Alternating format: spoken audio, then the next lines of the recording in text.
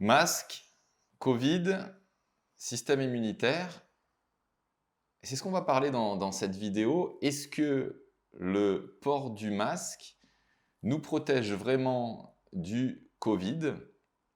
Et est-ce qu'il est bon pour notre système immunitaire? C'est dans quelques secondes.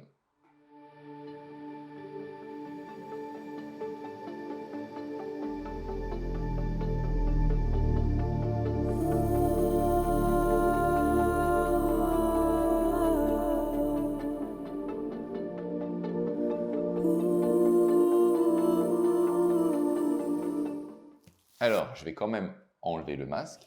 Alors, le propos de mon discours ici, de cette prise de parole sur vidéo, n'est pas de dire que c'est une mauvaise décision de porter le masque. C'est déjà avant tout quelque chose de légal, donc c'est une décision qui a été prise par le gouvernement en consultation avec les experts de la santé. Donc, non loin de moi l'envie de défier cette prise de décision. Il y a un débat effectivement sur le fait que le masque filtre à, je crois, 0,3 microns et que le virus est plus petit et qui passe. Mais rien n'est jamais parfait, de toute façon, quand on fait quelque chose. Mais la volonté de minimiser un danger, je la trouve louable.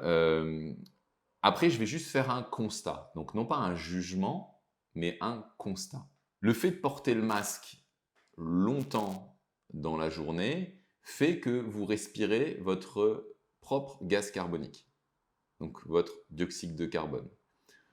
Ce qu'on sait aujourd'hui, c'est qu'un système immunitaire qui fonctionne de manière optimum est un système immunitaire qui est hautement oxygéné.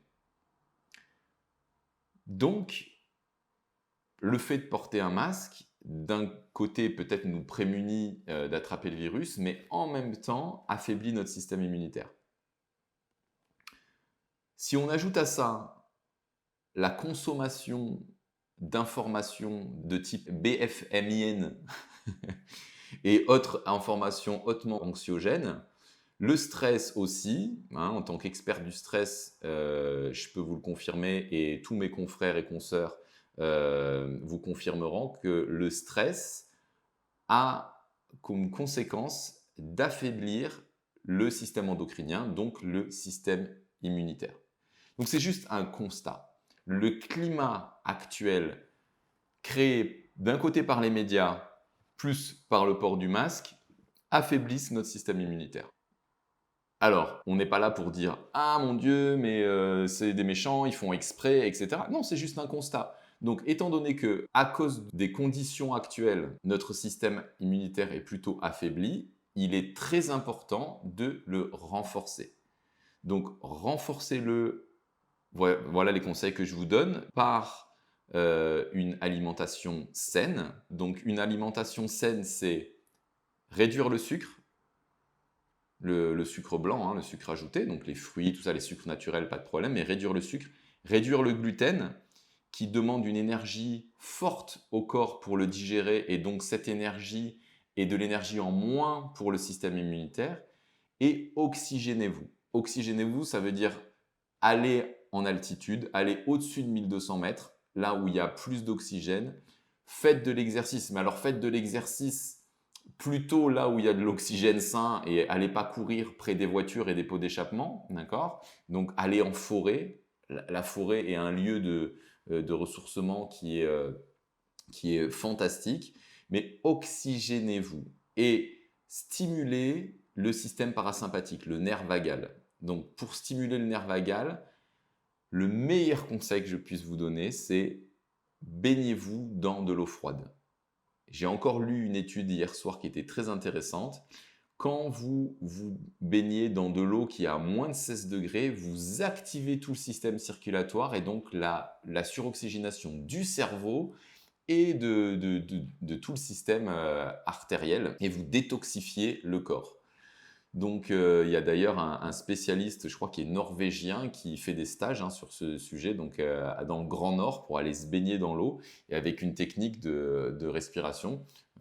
Si vous ne la trouvez pas, laissez-moi en commentaire, Stéphane, est-ce que tu peux nous donner le lien? Je vous transmettrai le lien avec grand plaisir et je vous donnerai des conseils là-dessus. Donc, en résumé de cette vidéo, je ne rentre pas dans le débat de conspiration, de quoi que ce soit, etc. Parce que ce débat-là est aussi anxiogène. Donc, il a aussi pour résultat de réduire le système immunitaire. Mais par contre, d'un fait, c'est que le climat ambiant actuel est hautement anxiogène. Et donc, il a un impact sur votre système immunitaire. Donc, arrêtez de regarder les médias si ce n'est pas déjà fait. Et deux, le port du masque. De toute façon, le débat, il n'a pas lieu parce qu'on n'a pas le choix, d'accord? Donc, si vous voulez continuer à avoir une vie sociale ou aller un peu faire des courses dans un lieu public ou quoi que ce soit, vous allez devoir porter le masque. Donc, pour contrebalancer ce déficit dans le système immunitaire qu'on va avoir, stimulez-le, restimulez-le, vraiment. Avec ces simples conseils, vous allez voir que ça va faire la différence. Comment j'en suis arrivé à ces conclusions? C'est que quand vous dépassez 40 minutes de bovis, vous développez une écoute très aiguë des besoins de votre corps physique, des besoins de votre corps énergétique. Et naturellement, alors que je suis quelqu'un de frileux, j'ai été attiré par l'eau très froide et le besoin d'aller en montagne. Alors bien sûr, c'est un mouvement naturel pour quitter aussi la chaleur, mais pas que. Par exemple, je suis monté en altitude avec des amis. J'étais à 800 mètres.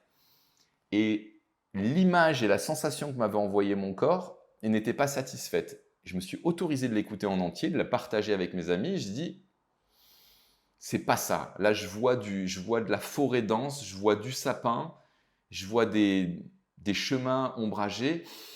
Et j'ai besoin de sentir les senteurs du sapin et l'oxygène. Et on est monté au-dessus de 1300 mètres. Et là, tout le monde était d'un calme, était pacifié, etc.